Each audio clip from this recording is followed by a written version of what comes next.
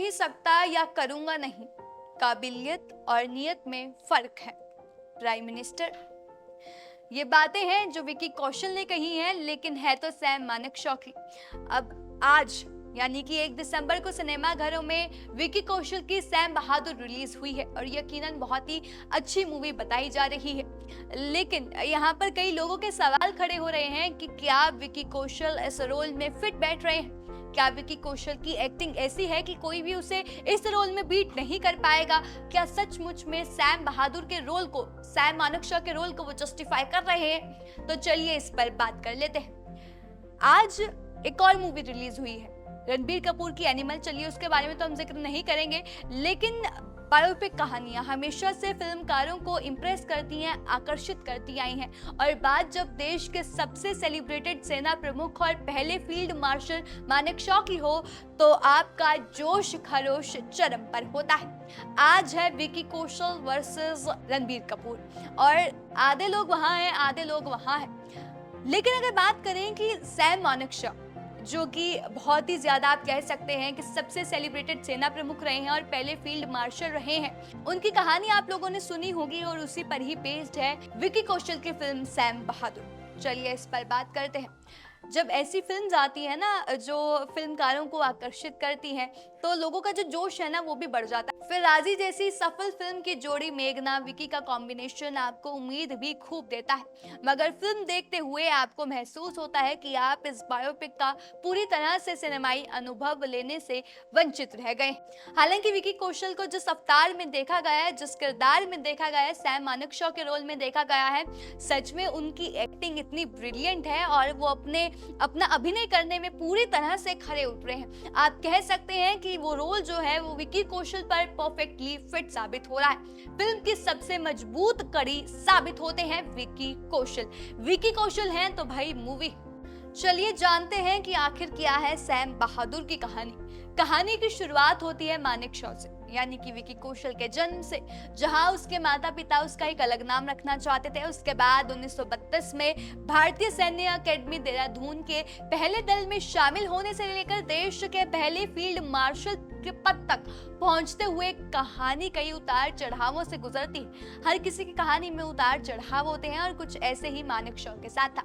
मानेकशॉ की जवानी की शरारतों से लेकर युद्ध के मैदान पर शूरता का प्रदर्शन काफी ही इंटरेस्टिंग है और काफी ही आप कह सकते हैं मेस्मराइजिंग है, काफी अच्छा है, काफी अच्छा दिख रहा है। उन्होंने जिस तरह अपने रोल को जस्टिफाई किया है, सैम बहादुर के रोल को जस्टिफाई किया, सैम मानेकशॉ के रोल को जस्टिफाई किया है, इट्स आउटस्टैंडिंग। और यही बात है मानेकशॉ की, उनकी जीवन में बहुत ज्यादा शरारतें करते थे और युद्ध के मैदान में भी जो उनकी शूरता देखने को मिली है वो काफी दिलचस्प है। आपने भी उनकी अगर कहानी पढ़ी होगी तो आप कहीं ना कहीं उससे रिलेट कर रहे होंगे।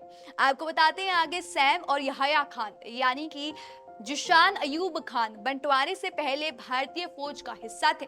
दोनों के बीच गहरा याराना था।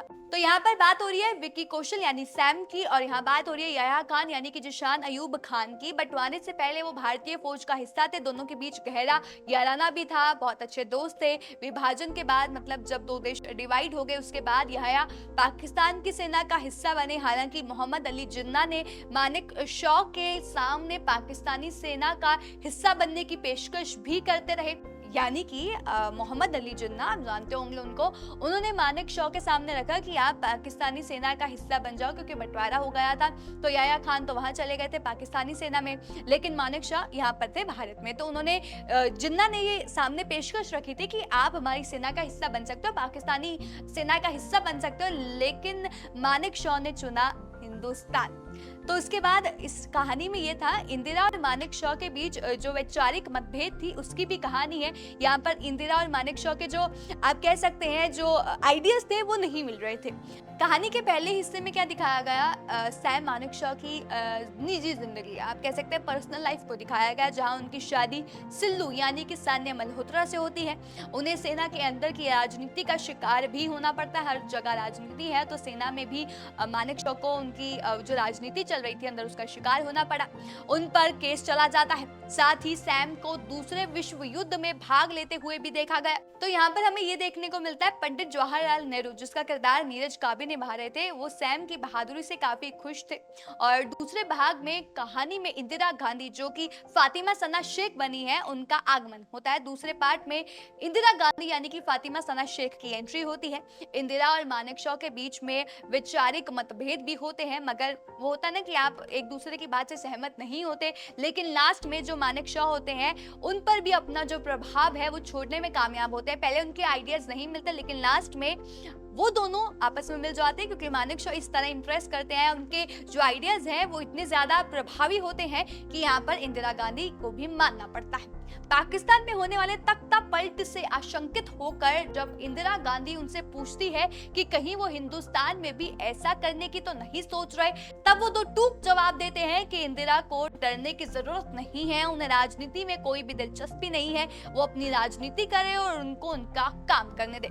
1971 में बांग्लादेश को पाकिस्तान से आजाद करने की लड़ाई के दौरान इंदिरा चाहती हैं कि मानेकशॉ मार्च में धावा बोल दे, मगर वो बेबाक होकर मना करते हुए कहते हैं अभी उनकी सेना युद्ध के लिए तैयार नहीं है। वो 5 दिसंबर की तारीख देकर युद्ध की तैयारी के लिए वक्त मांगते हैं। समय आने पर जब इंदिरा पूछती है कि क्या वो युद्ध के लिए तैयार है, तब उनका जवाब होता है मैं हमेशा तैयार हूँ स्वीटी। तो यहाँ पर इंदिरा और मानेकशॉ के जो वो होते हैं ना आइडियाज, वो नहीं मिले। अगर आपने मानेकशॉ की कहानी पढ़ी होगी तो आप समझ रहे होंगे इस बात को, लेकिन बाद में होता है ना, आप मानेकशॉ हैं, आपने इतनी अच्छी एक आइडिया सेट किया, आपने इतना अच्छा एक आप कहते एग्जाम्पल सेट किया कि कोई भी आपकी बात मानने के लिए तैयार हो जाएगा। तो यहाँ पर मानेकशॉ आपको पूरी स्क्रीन में छाए हुए दिखेंगे और उनके सामने बाकी किरदार फीके पड़ गए। युद्ध के दृश्यों में तनाव और थ्रिल की कमी नजर आती है, मतलब आप कहते हैं ना बहुत तनाव होता है, लड़ाई होने वाली है और थोड़ा सा थ्रिल उसकी कमी आ सकती है। हाँ, 1971 की लड़ाई देखने योग्य है और उसमें थोड़ा सा आप कहते हैं मूवी में थोड़ा सा कम। तो हालांकि मेघना ने फिल्म में कई जगह वास्तविक फुटेज का इस्तेमाल किया ताकि कहानी को और ऑथेंटिक बनाया जाए और उसकी कोशिश भी उन्होंने जरूर की। J.I. पटेल की सिनेमेटोग्राफी और नितिन वैग का संकलन ठीक ठाक है।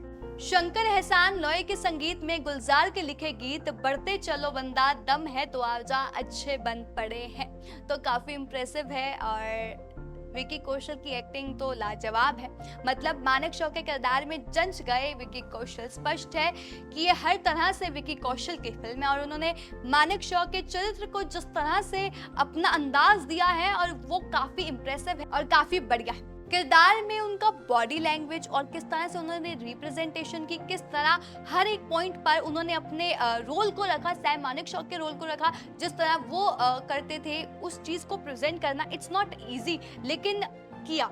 किसने किया? विकी कौशल ने किया और विकी कौशल की इसके लिए काफी तारीफ की जा रही है। सबको बहुत ही ज्यादा मूवी पसंद आ रही है और विकी कौशल सही बैठते हैं इस रोल के लिए, ऐसा काफियों का कहना है, ऐसा कई लोगों का कहना है और काफी अच्छे रिव्यूज भी मिल रहे हैं। इस बीच आप लोग हमें कमेंट करके बताएं कि क्या आप लोगों ने सैम बहादुर देख ली है, क्या आप लोगों ने विकी कौशल की सैम बहादुर देख ली है और आपको कैसी लगी वो हमें जरूर बताएं। तमाम जानकारी के लिए हमारे चैनल न्यूज़ बुक के साथ जुड़े रहें।